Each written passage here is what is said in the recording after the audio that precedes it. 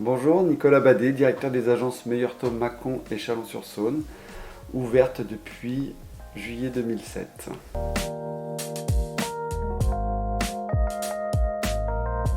Nous connaissons une augmentation de taux très forte depuis un an, qui vient impacter fatalement l'enveloppe des clients. Aujourd'hui, nous sommes sur une tendance haussière tous les mois, donc plus les mois passent, plus l'enveloppe des clients diminue et rendant le projet beaucoup plus compliqué, voire même infaisable.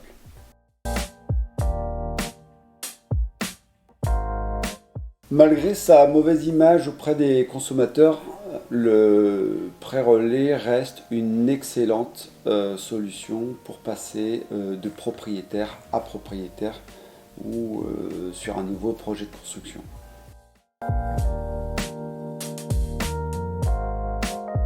L'avantage du prêt-relais, c'est qu'il évite de passer d'une situation propriétaire, locataire, propriétaire. L'avantage du prêt-relais, c'est que c'est une avance de trésorerie que va faire le banquier.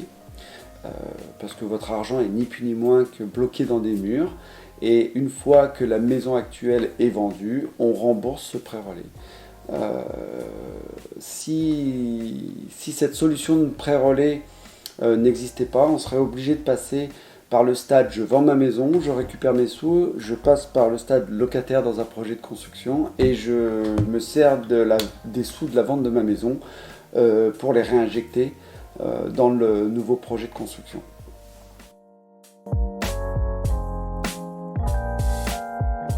Effectivement, aujourd'hui, pour prétendre à un prêt immobilier, il ne faut pas arriver les mains dans les poches. Ce projet de financement doit se construire avec certaines règles à respecter. C'est surtout des exigences maintenant des banquiers qui se sont resserrées. À savoir 3 points importants. Le premier point, c'est la notion d'apport. Aujourd'hui, le financement sans apport est terminé. Donc il faut grosso modo avoir à minima 10% du montant du projet en apport. Le deuxième point, c'est l'épargne, ce qu'on appelle l'épargne après projet, l'épargne résiduelle.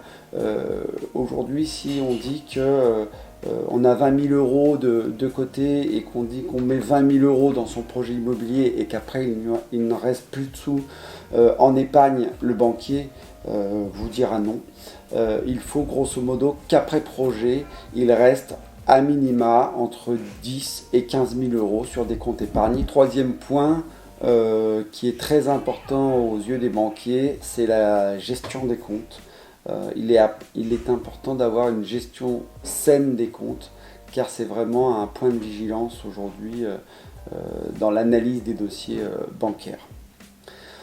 Donc une fois qu'on a réuni ces 3 points-là et que le projet respecte le taux d'endettement, le fameux taux d'endettement de 33% hors assurance et 35% assurance comprise. À partir de ce moment-là, si on respecte tous ces points-là, il faut foncer pour faire son projet de construction.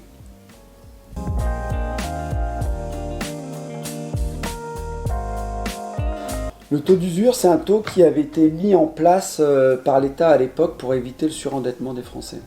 Le taux d'usure, c'est un taux maximum au-delà duquel les banquiers n'ont pas le droit de prêter. Si le client dépasse le taux d'usure, le banquier, même si le client est solvable et qu'il a la capacité de remboursement, si on dépasse le taux d'usure, le banquier n'a pas le droit de prêter.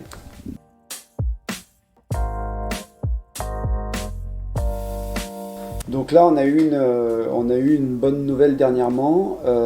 Initialement, le nouveau calcul du taux d'usure qui avait été déterminé fin d'année, début d'année, pour lever ces problématiques par rapport au taux d'usure, avec un calcul de taux d'usure mensuel plutôt que trimestriel basé sur les 3 derniers mois, a été prolongé pour cette année 2023 Donc maintenant, nous connaissons beaucoup moins de problématiques de dossiers de financement liés au taux d'usure.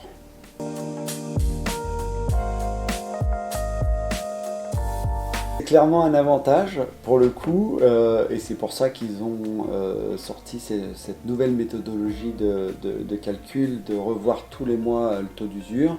Pour la simple et bonne raison, c'est que dans une conjoncture où on a des taux bancaires qui augmentent tous les mois, et ben ce taux d'usure permet de s'adapter à ces différentes hausses de taux et ainsi éviter des blocages de prêts.